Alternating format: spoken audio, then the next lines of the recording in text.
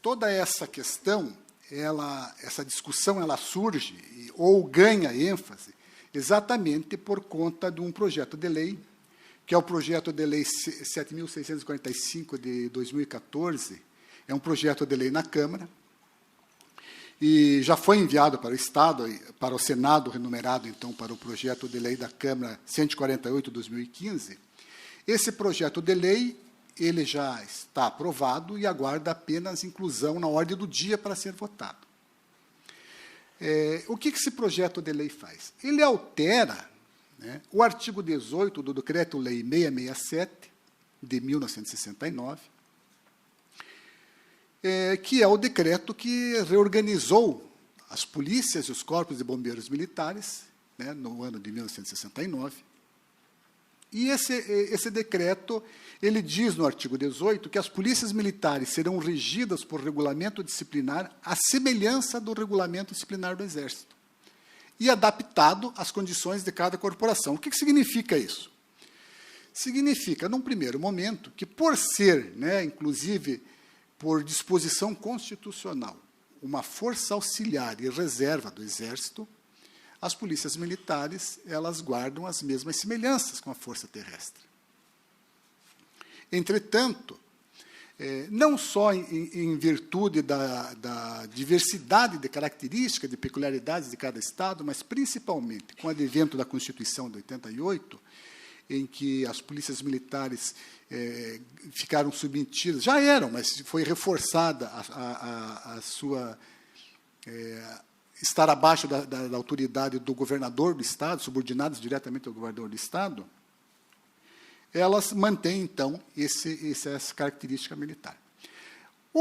A proposta que foi feita, ela tem a seguinte redação: as polícias militares e os corpos de bombeiros militares serão regidos por lei estadual ou federal para o Distrito Federal, lei específica que tem por finalidade definir, especificar e classificar as transgressões disciplinares, estabelecendo normas relativas às sanções disciplinares, conceitos, recursos, recompensas, bem como regulamentar o processo administrativo disciplinar e o funcionamento do Código do Conselho de Ética e Disciplina Militares, observado, dentre outros, os princípios da dignidade da pessoa humana, legalidade, ampla defesa, contraditório, razoabilidade e proporcionalidade.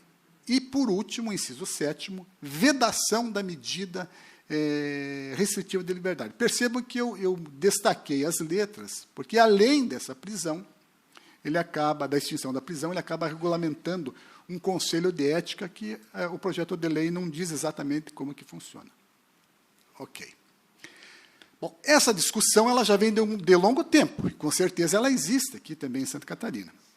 No Paraná, já que agora, depois de ter residido por 17 anos no Rio Grande do Sul, eu voltei para a minha terra, em Curitiba, o Paraná também tem essa discussão. Então, em 2014, a Secretaria de Segurança Pública, ela criou, junto com a Secretaria de Administração, um grupo conjunto de trabalho para um projeto de carreira da Polícia Militar, que envolvesse, além de subsídios, também o processo disciplinar.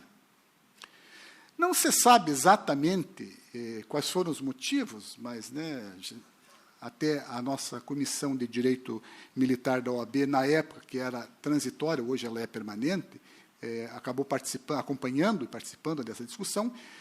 Essa discussão acabou sendo deixada de lado. Então, a comissão ela não foi extinta e também não se reuniu mais, né, o que é uma lacuna que não deveria ter acontecido. Houve, inclusive, em novembro de 2015, houve uma audiência pública na Assembleia Legislativa, e essa discussão alcança todos os estados, inclusive Santa Catarina. Os autores do projeto, para eles, a justificativa principal é que essa proposta é o maior tratado de cidadania que já foi feito para bombeiros e policiais militares, garantindo a eles os direitos já assegurados pela Constituição brasileira, a todos os cidadãos, como o devido acesso ao devido processo legal, a presunção de inocência, a ampla defesa, etc. Que hoje, por força da discussão e da propagação que se faz da nossa Constituição, em especial do artigo 5º, são de todos conhecidos, né? Santa Catarina, inclusive, tem uma característica muito importante em relação à qualidade de seus integrantes, é que todos os seus membros, já de algum tempo, eles ingressam com o nível superior de ensino, ou seja, há uma capacidade, né, uma facilidade maior de entendimento daquilo que deve ser ensinado e captado pelos policiais militares. Bom, esse projeto, né, nós estamos fazendo isso de forma paulatina para ver da viabilidade ou não dos acertos, ele sugere, então, um questionamento, que é se existe, né, já que nós estamos querendo modificar, através de uma lei federal, inclusive, se existe efetivamente violação dos direitos humanos nas Forças Armadas e nas Forças Auxiliares, como a gente sempre vê, né? Às vezes, vez ou outra, vê denúncias nesse sentido. Existe mesmo isso? O segundo questionamento é se ele existe, de que forma?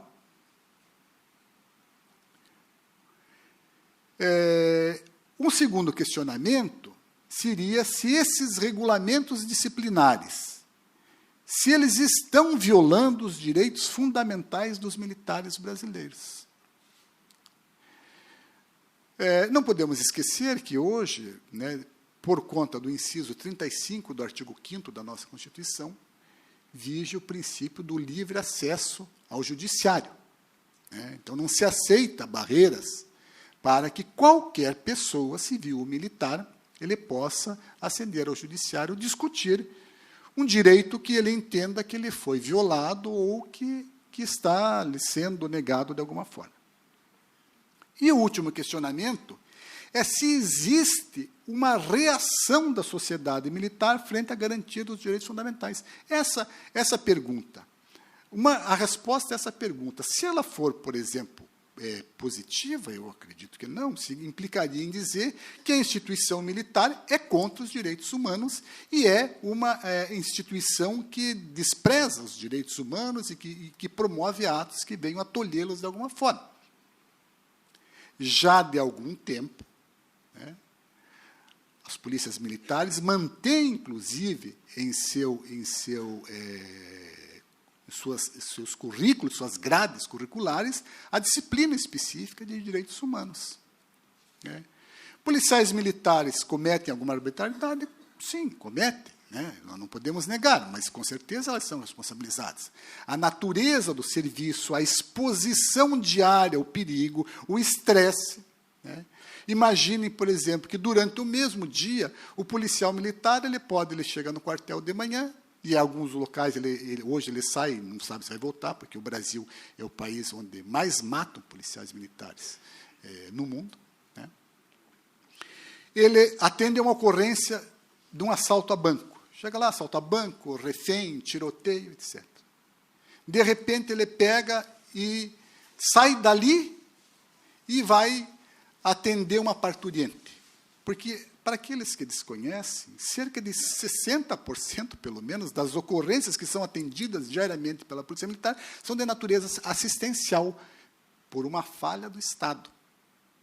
Aliás, isso é sério, né? Porque hoje o nosso sistema político permite que aqueles que postulam cargos públicos, né, instituam seus gabinetes, ambulâncias, cadeia, uma série de assistências que são próprias do Estado. Ou seja, ao invés de se fazer o Estado fornecer aquilo que deveria ser aos cidadãos, nós fazemos com que haja um intermediador, não seria bem o caso, mas alguém que faz, mas também por conta do que recebe do Estado como representante de um poder. Bom, e aí ele sai daquela parturiente e, de repente, pega uma outra ocorrência em que ele acaba se desentendendo com alguém, né? Ou ele sai daquela ocorrência, vão ser mais grave, e vai atender uma ocorrência onde um companheiro dele foi morto. Tá? E daí ele sai dali, né, e vai atender, por exemplo, um adolescente infrator ou um bêbado, e é exatamente na hora em que, sendo errado, mas que ele acaba, de repente, cometendo uma violência porque foi mal respondido, etc. Então, não é assim, não é uma violência institucional. São todas umas condições que devem ser analisadas para que se faça uma análise correta daquilo que você pretende. Então, uma análise mais isenta possível, né, ela deve atentar para os seguintes aspectos. E agora, até agora, eu não estou me posicionando nem a favor nem contra a extinção da Polícia Militar. Nós vamos chegar a essa conclusão exatamente no final da palestra. A constitucionalidade dessa proposta, depois, a validade e a eficácia da prisão disciplinar, por terceiro, uma comparação com outras instituições militares estaduais, porque essa autonomia federativa faz com que haja uma diversidade de regulamentos, e, por fim, uma comparação com polícias militares de outros países. Bom, então, se nós queremos saber, encontrar fundamentos para qualquer tipo de atividade, nós devemos olhar na Constituição Federal. A Constituição, ela é efetivamente o nosso norte. E nós vamos ver que a nossa Constituição de 88, a Constituição da Primavera, também chamada Constituição Cidadã, ela se refere à Polícia Militar em quatro vezes, 4 oportunidades. Ela se refere no artigo 21, inciso 14, quando ela diz que é competência da União a organização e manutenção tanto da Polícia Militar como do Corpo de Bombeiro do Distrito Federal.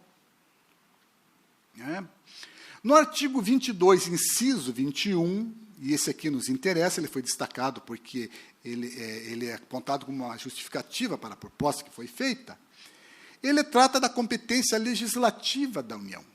Essa competência legislativa no sentido de mobilização, convocação das polícias militares,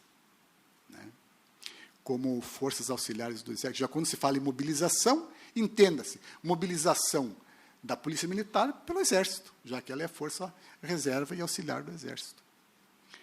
E no artigo 144, e esse artigo trouxe um capítulo muito feliz, porque foi a primeira vez na história constitucional que se estipulou um capítulo especificamente sobre segurança pública. Então, ela está lá prevista inicialmente no inciso 5º do caput e nos parágrafos 5º e 6º, como integrante do sistema de segurança pública, com a responsabilidade de preservação da ordem pública. Esse é um conceito muito amplo, maior do que... cabe a ela a polícia ostensiva, que significa estar fardado, identificado, mas principalmente a preservação da ordem pública, que engloba isso. E lá no artigo 89 das disposições constitucionais transitórias, quando ela se referiu aos integrantes da Polícia Militar do antigo território de Rondônia.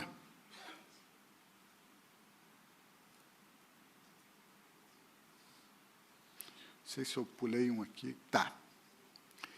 Bom, então, essa proposta, ela é constitucional ou ela é inconstitucional? Ela revela, por isso que está aqui, entre parênteses, afinal de contas, quem sou eu para dizer se é inconstitucional? Eu digo, às vezes, eu sempre também digo, não vão muito atrás do que eu disser, porque, necessariamente, o que eu digo é a minha... Mas a minha visão sempre procura estar baseada na Constituição. Ela revela uma intenção da União em legislar sobre questões disciplinares das polícias militares, e ela busca alterar a redação de um decreto de 1969. Mas 1969. Época em que estava vigindo, por exemplo, o AI-5, que todo mundo repele, com razão, inclusive, que foi um instrumento aí de restrição das liberdades individuais e democráticas e o exercício da democracia no Brasil. Esse diploma vem daí, esse diploma que vai ser alterado. Me parece que esse projeto de lei, ele parece de um vício de inconstitucionalidade desde a sua edição. Por quê? Aqui é uma inconstitucionalidade material, porque a forma é correta. O decreto-lei foi recepcionado como lei ordinária e, através de uma lei, ele vai ser alterado. Então, formalmente, não há problema, problema materialmente.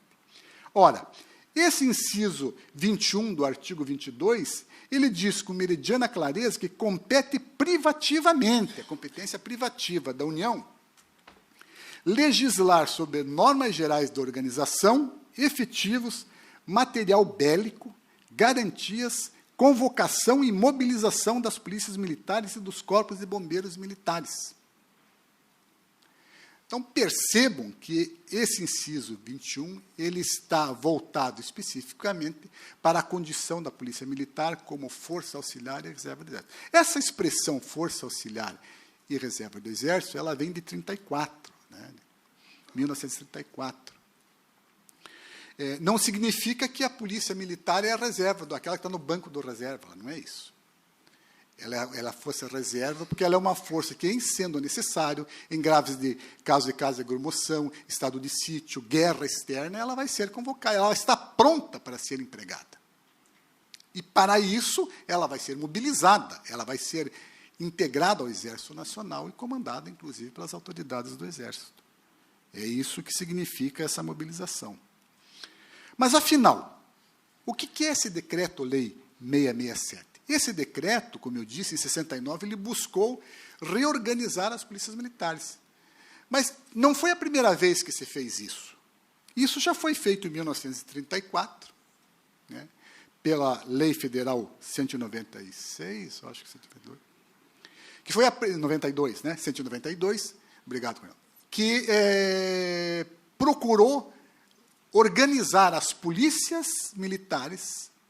E ele se dizia apenas polícias militares, porque até então os corpos de bombeiros eram unidades da Polícia Militar. Hoje são poucos locais que são assim. Paraná, por exemplo, ainda o Corpo de Bombeiro é uma grande unidade da Polícia Militar.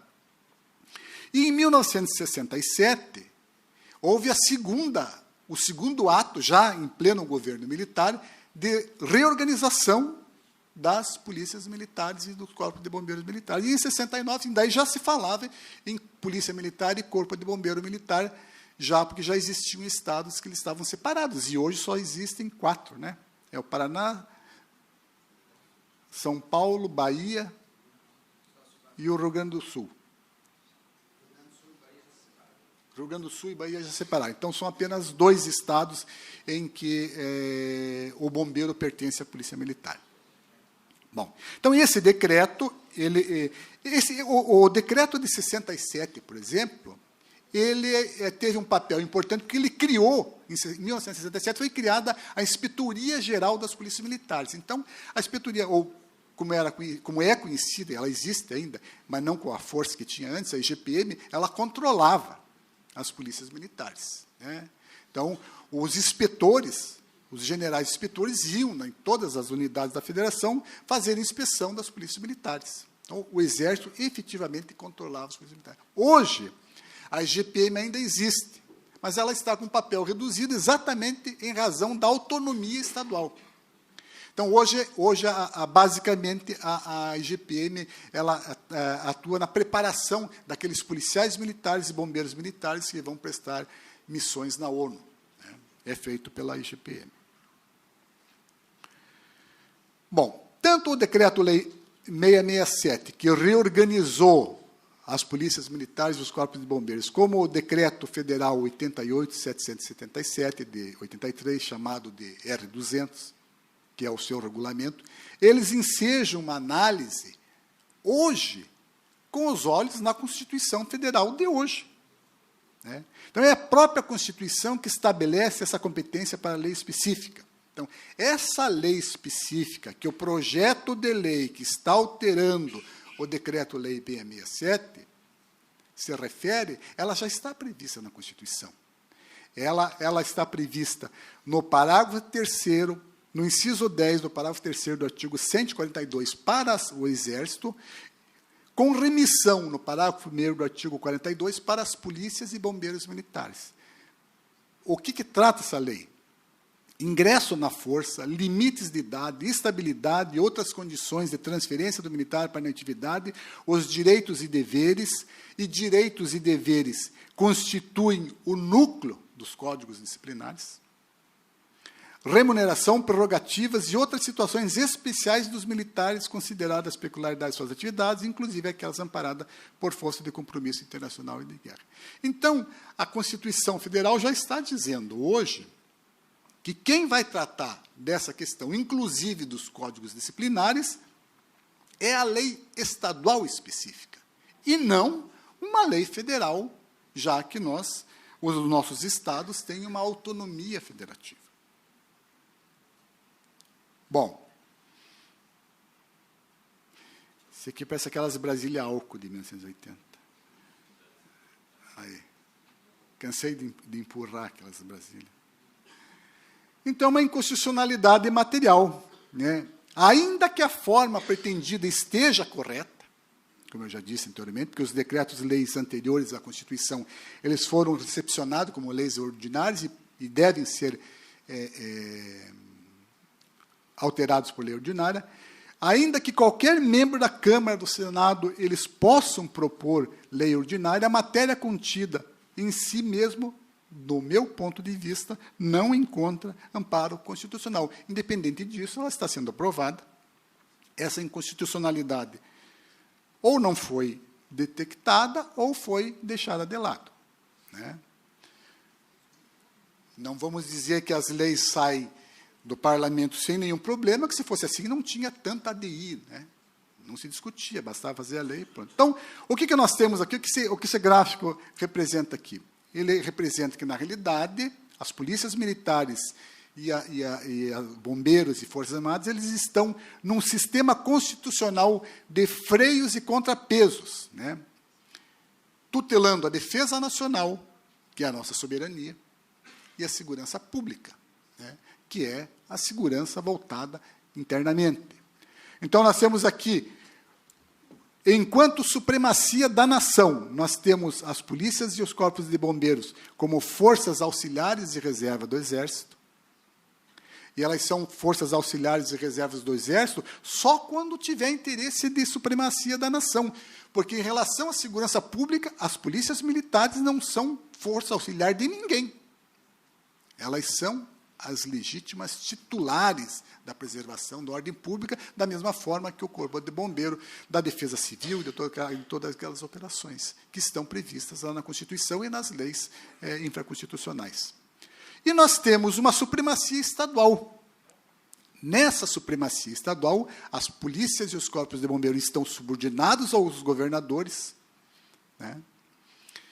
E, tutelando tudo isso, nós temos a Constituição Federal, que prevê atenção não só para as polícias militares, mas também para os corpos de bombeiros militares. Primeiro ponto a ser destacado, aparente inconstitucionalidade da proposta. Bom, então, no meu ponto de vista, ela é inconstitucional. Porém, isto não afasta a pretensão de extinção da prisão disciplinar. É óbvio que a extinção da prisão disciplinar, ela pode ser feita. Então, por aí, os senhores já vão ver que eu não discordo que ela seja feita. Eu posso até não concordar, mas eu não discordo, ela pode ser feita. Entretanto, há que se obedecer ao comando maior da Constituição Federal, que remete para a lei estadual específica. Até 1988, praticamente, acredito que todas as polícias militares, elas seguiam ali, mesmo as que tinham um regulamento próprio, elas seguiam a semelhança do Exército. E muitas seguiam o próprio regulamento disciplinar do Exército, como, por exemplo, a Polícia Militar do Paraná segue o RDE. Isso, na realidade, tem que ser visto com muita reserva, porque essa aplicação, inclusive, é supletiva. Ela é supletiva. Só para vocês terem uma ideia, por exemplo, no Rio Grande do Sul, o Conselho de Disciplina, que é um processo disciplinar, ele não tem lei própria. O Estatuto dos Militares Gaúchos remete para a lei específica, que não existe ainda, mas admite o uso da legislação do Exército, que é um decreto de 1972. O regulamento disciplinar do Rio Grande do Sul, até 2004, ele era estendido aos militares estaduais e aos militares ativos e inativos, coisa que o diploma federal permite que aquele que está na reserva seja submetido ao processo. Acontece que, de 2004 para cá, o novo regulamento diz que só estão submetidos ao regulamento os militares da ativa. Há que se fazer uma interpretação tríplice, que tem passado ao largo dos processos que têm transitado pelo Rio Grande do Sul, por exemplo, porque quem estiver na reserva remunerada não pode ser submetido ao processo disciplinar, porque a aplicação da lei federal é supletiva e também porque a lei estadual, o decreto estadual proíbe. Bom, aprovado na Câmara, e já aprovado na CCJ do Senado, ele aguarda inclusão na ordem do dia, e a chance de ser aprovada é grande, são grandes, né? Bom, aí vamos sair daqui agora, está frio aqui, vamos até Paraíba, que é mais quentinho, né? E vejamos, por exemplo, aqui esse decreto do governador da Paraíba, que é agora do ano passado, né? 22 de setembro de 2016. Então, o que ele fez? Talvez entusiasmado pelos ares libertários do projeto de lei que está na Câmara para extinguir a punição disciplinar, ele decretou que, a partir daquela data, está suspenso o cumprimento das penas de prisão disciplinar. Então, a partir de hoje, as penas de prisão disciplinar estão suspensas, o cumprimento, na Polícia Militar da Paraíba. Mas, no seu artigo 2º, ele manteve o registro nos assentamentos e a classificação do comportamento, que quando a gente quer entender um pouco, começar a estudar o direito militar, pode ser o direito penal, não há como você entender o direito penal militar se você não entender a parte administrativa, né? Promoção, regulamento disciplinar, enfim, tudo isso é um conjunto de entendimentos. E esse comportamento, por exemplo, ele tem sérias consequências. Se a pessoa for preso e ficar no mau comportamento, ele pode ser impedido de fazer um curso, ele pode ser submetido a um processo disciplinar em determinadas oportunidades. Quer dizer, o decreto de Sua Excelência, ele suspendeu a prisão, mas manteve os seus efeitos, ou seja, na realidade, de prática, não aconteceu nada, mas foi aplaudido, né? Todo mundo achou ótimo.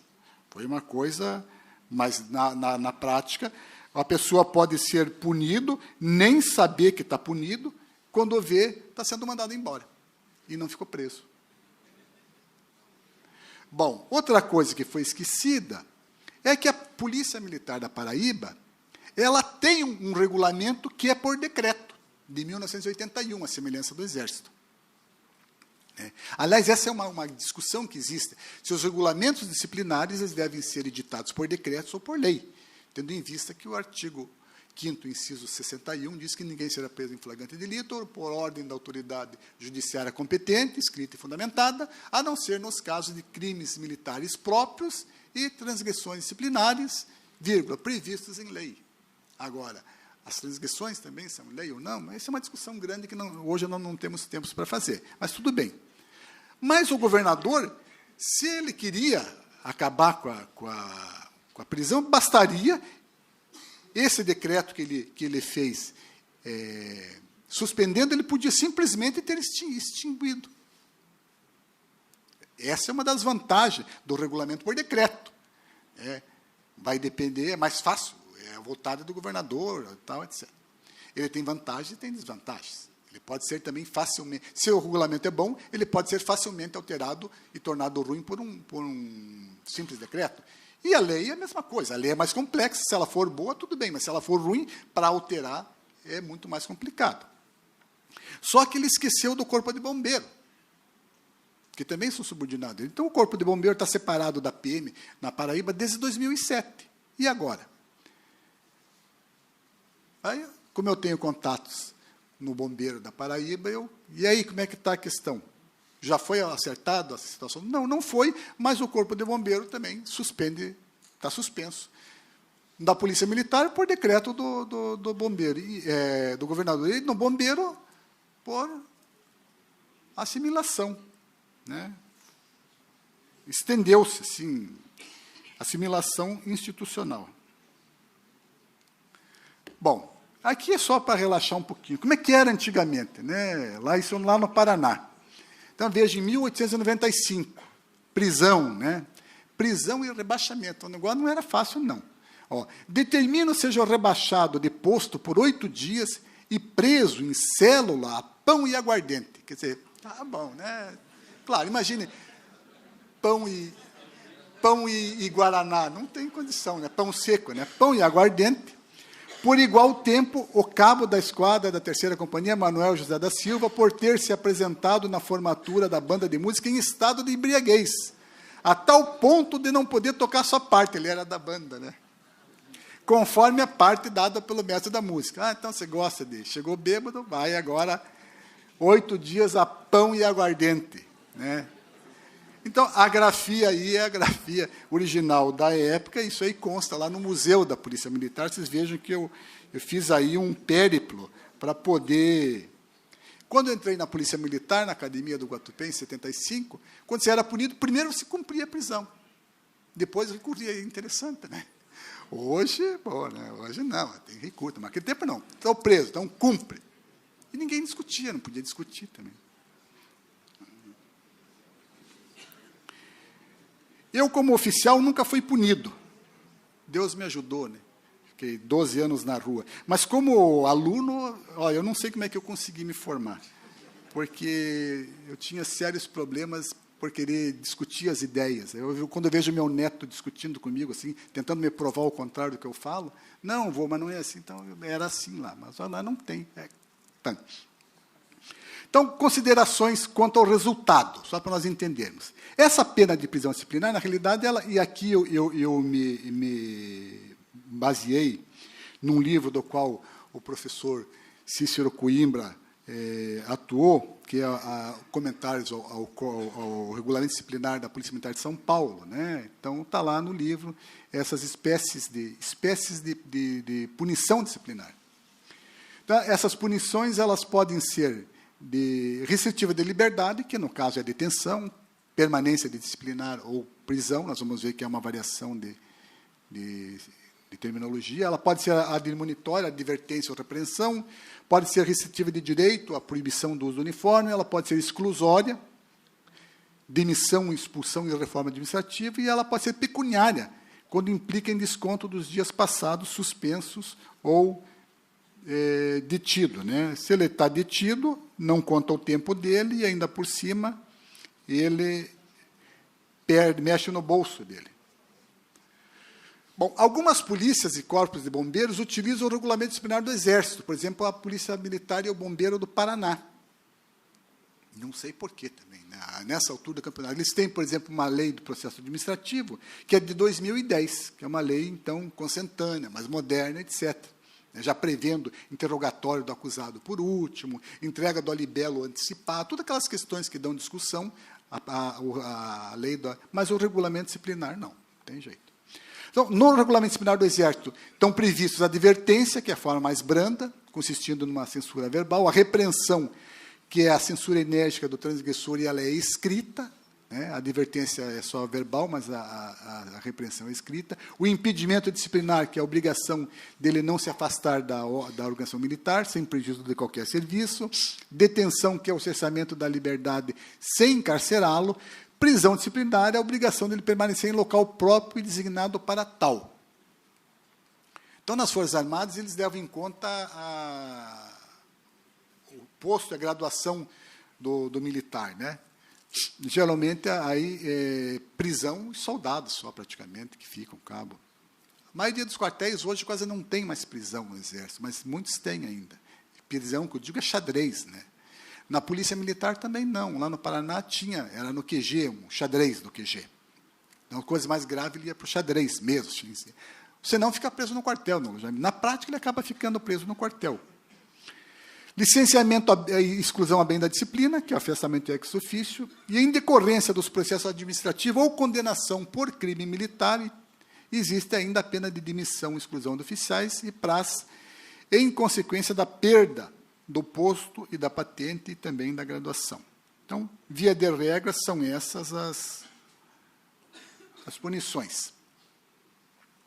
Bom, aqui em Santa Catarina, que é um decreto de 1980, as punições disciplinares que estão sujeitas aos policiais militares, tem 80, é antigo, né, longevo. Elas podem ser de advertência, repreensão, detenção, vejo que está também similar ao Exército, prisão e prisão em separado, licenciamento e exclusão a bem da disciplina. Por que eu destaquei prisão e prisão em separado? Prisão em separado existia no regulamento do Exército até 2004, até 2002, quando mudou o regulamento.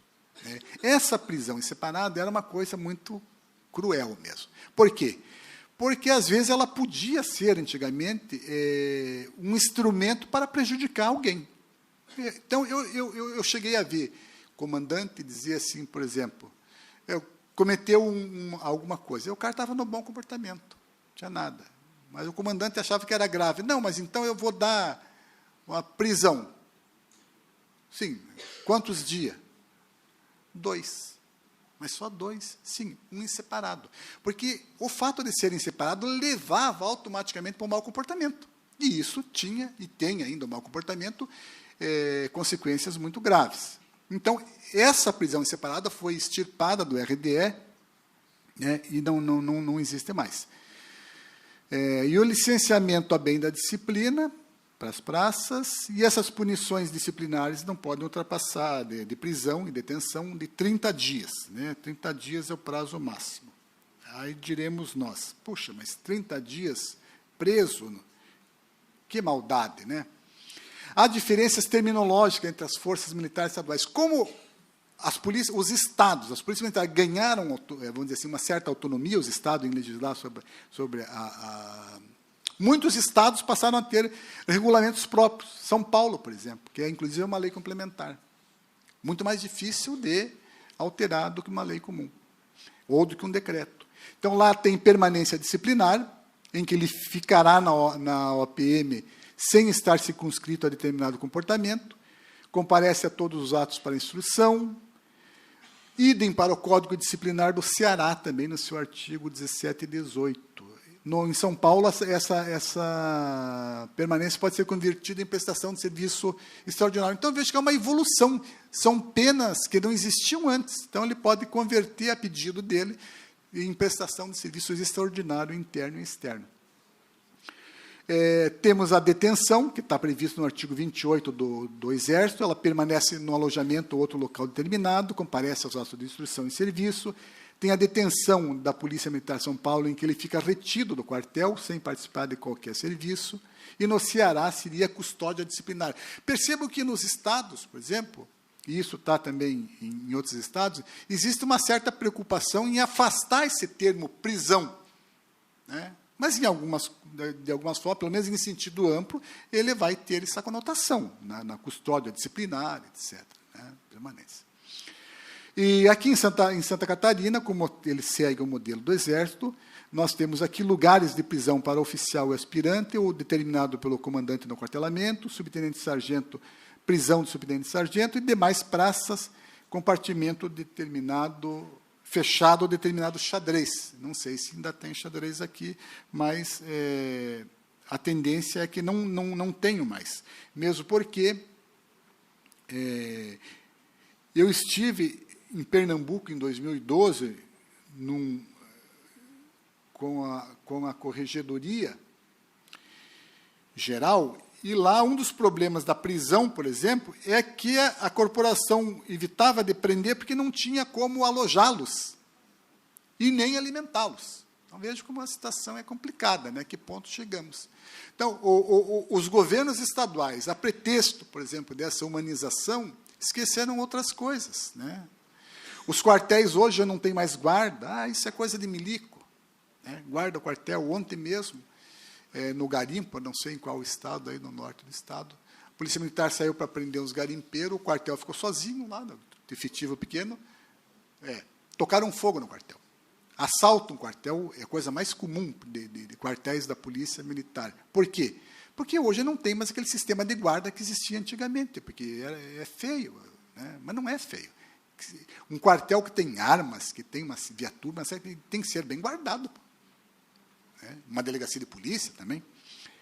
Bom, na Brigada Militar, o Gaúcho, ele restringiu o conceito de prisão administrativa, que passa a ser aplicado somente nas hipóteses em que o selo de justiça permanente desclassifica, né? Então, ele está respondendo um processo, desclassifica o crime para transgressão disciplinar, só nessa parte é que ele pode ser punido disciplinarmente. Eu vou acelerar um pouco aqui, para nós encerrarmos, porque o tempo está urgindo.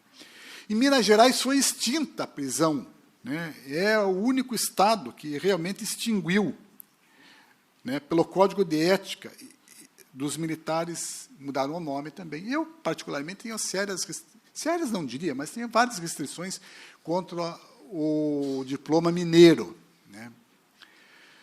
Não vejo, assim, num primeiro momento, essa prisão administrativa como antidemocrática, porque, pela própria natureza do serviço militar, e policial militar igualmente, aquele que detém o uso da força deve ser controlado de uma maneira rápida e eficaz.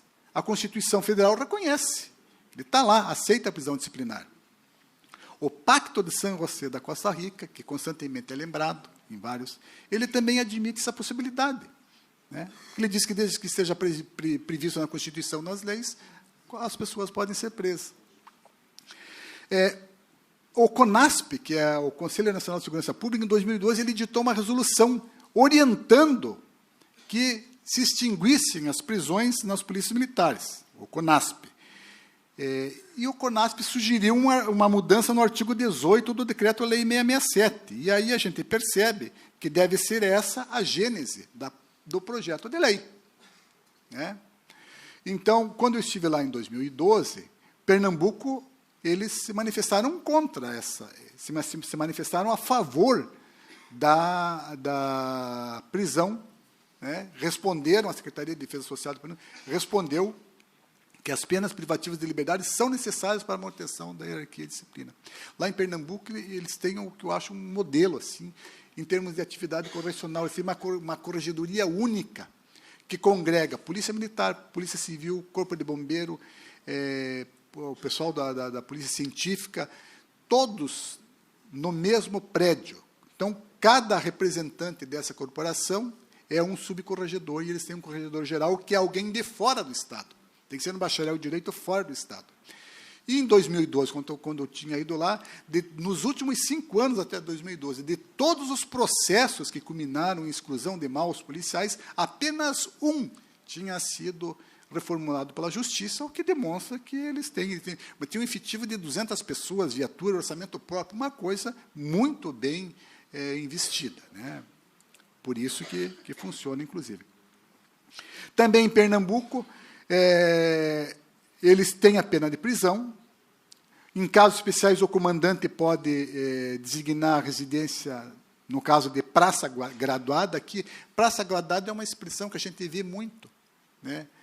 Mas é uma expressão que não está correta, porque todas as praças são graduadas. Se nós pegarmos o 667 e formos ver as graduações da Polícia Militar, pós-graduações, então o soldado também é uma graduação das praças. Então, todas as praças são graduadas, né? O STJ, uma vez, uma confusão terrível com a expressão praça de pré, mas praça de pré é uma expressão antiga, que significa praça graduada. Então, bom, por isso que nós temos esses questionamentos.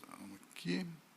Ação fiscalizadora contra os locais de prisão. O Ministério Público, ele pode fazer isso, ele faz regularmente, né? Na Justiça Militar da União, pelo menos, é feito regularmente, inspecionando os quartéis para ver se os locais onde os militares cumprem as punições de prisão estão dentro dos limites que se espera que estejam, né? Partindo do artigo da LEP, lá, né?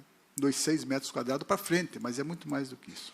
E essa fiscalização, ela pode ser, inclusive, feita pela Ordem dos Advogados do Brasil.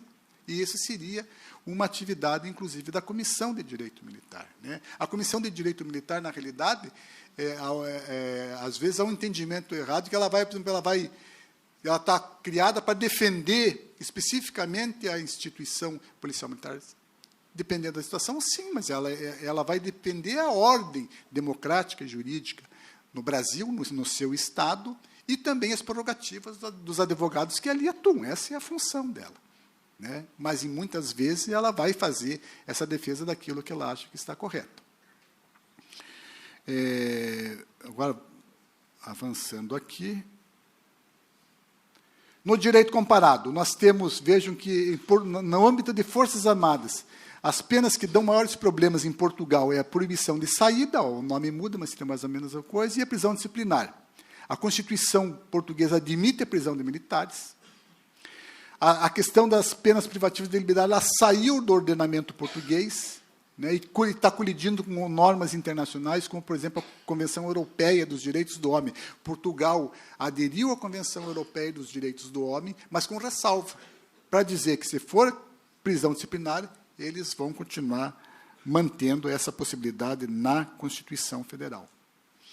A Guarda Civil Espanhola, que apesar do nome Guarda Civil ou Guarda Civil, é um corpo de segurança pública de natureza militar e âmbito nacional, tem uma função dupla, está subordinado a 2 ministérios. Ela também tem prisão, né? Ela tem, para faltas leves, ela tem repreensão, perda de haveres, ou pecuniário, arresto. Né? Ela tem arresto, que seria prisão domiciliar de 1 a 30 dias. Para faltas graves, ela tem perda de haveres maiores, o aspecto pecuniário, e tem arresto de até 3 meses, e para muito graves, até de 1 mês a 1 ano, suspensão do emprego e separação do serviço, que seria a exclusão. Por que a Guarda Civil? A Guarda Civil seria um modelo semelhante ao da nossa Polícia Militar. Se bem que, por exemplo, a nossa Polícia Militar, ela se mira no modelo francês, da gendarmerie, né, francesa. Só que, e esse modelo se espalhou para a Espanha, para Portugal, então é o mesmo modelo. Só que o Brasil, com a Constituição de 91, 1891, ele adotou um outro modelo, porque nós temos vários estados autônomos, né, que é o modelo da Inglaterra ou dos Estados Unidos, uma diversidade de polícias. Então, nós temos um modelo de polícia militar num sistema diferente. Um modelo de polícia militar francês, um sistema de Estado, modelo Estados Unidos ou Inglaterra, assim por diante, com várias polícias. Nós temos aqui vários estados. Os Carabineiros do Chile, que também é uma polícia militar. Só que Chile, Espanha, Portugal, elas são polícias de âmbito nacional. Uma polícia só para todo é um estado unitário, né?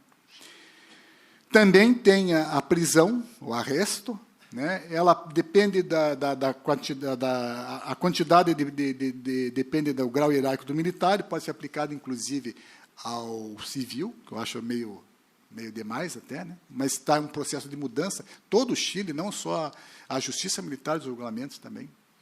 A Guarda Nacional Republicana, que é de Portugal, ela é uma força de segurança militar também, uma polícia militar, em Portugal. Lá, a pena de prisão foi abolida em 1999. Então, o Exército Português tem pena de prisão, a Guarda Nacional Republicana não tem, e é uma instituição altamente respeitada em Portugal. Então, eles mantêm repreensão escrita agravada, suspensão agravada, reforma compulsiva e separação do serviço. Mas a pena de prisão foi abolida. O que nos mostra que, no direito comparado, a situação também é parecida aqui com o Brasil. Alguns estados, um estado não tem, outros têm, outros mudaram os termos, deixaram mais acessíveis, como por exemplo, Rio Grande do Sul e São Paulo. Bom, efeito patrimonial da punição. Então, percebam que a pena disciplinar de suspensão da Guarda Nacional Republicana e a de suspensão do emprego dos Carabineiros do Chile e a pena de suspensão do emprego da Guarda Civil Espanhola, todas têm um ponto em comum, que é o caráter patrimonial sobre o militar que por elas é apenado, implicando em diminuição ou suspensão dos seus vencimentos por um determinado período. A Brasília aqui é fogo. Existe certa similitude entre essas penas do direito comparado com a pena de suspensão de até 10 dias, que está prevista no Código de Ética dos Militares de Minas Gerais, que também implica em perda dos dias suspensos, né?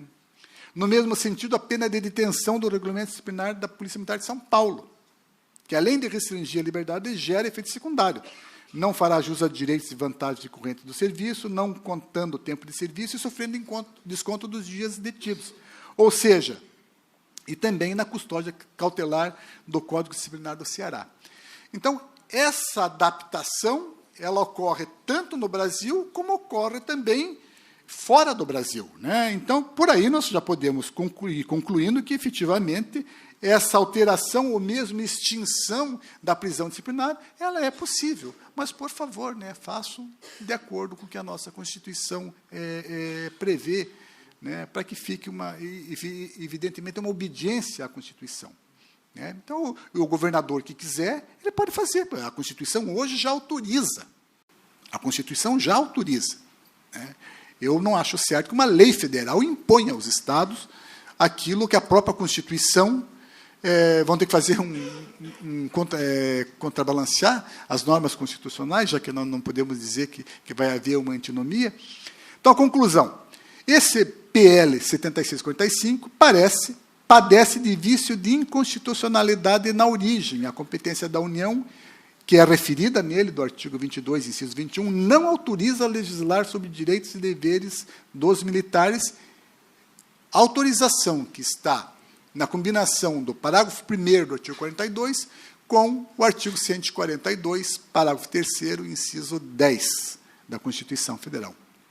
Apesar disso, o projeto já foi aprovado na CCJ do Senado e aguarda inclusão na ordem do dia, com chances grandes de aprovação. A inconstitucionalidade não foi detectada, ou foi desconsiderada, ou não foi entendida. A abolição, às vezes eu ficava pensando, às vezes eu dizia, mas será que o pessoal do Legislativo eles não tem assessor lá para explicar essas coisas, né? Mas depois eu descobri que a maioria dos assessores é juiz aposentado, promotor aposentado, né? Eu fiquei quieto, né? E outros, procuradores, tem muitos que são pessoas que, aparentemente, mas pode ser que eu também esteja errado, né? Não estou dizendo que eu estou certo. A abolição da pena pretendida ela é possível de ocorrer. O caminho correto seria a lei estadual, que inclusive é mais fácil. Cabe, com certeza, uma ação fiscalizadora do Ministério Público e também da OAB, né, quanto ao local de cumprimento dessas penas. Na Guarda Civil Espanhola e nos Carabineiros do Chile persiste a pena de prisão. Para a Guarda Nacional Republicana em Portugal, ela foi abolida, em que pese Portugal ter ressalvado a possibilidade de prisão disciplinar. O ensaio demonstrou que a questão de prisão disciplinar militar apresenta em franca discussão tanto no Brasil como também em outros países. E assim eu encerro, né, agradeço a atenção de todos, desculpe se cansei aí com as minhas palavras, mas a intenção foi mais suscitar aqui o debate para um tema que eu considero da mais alta importância. Agradeço aos organizadores, o convite amável que me foi feito, e meu muito obrigado.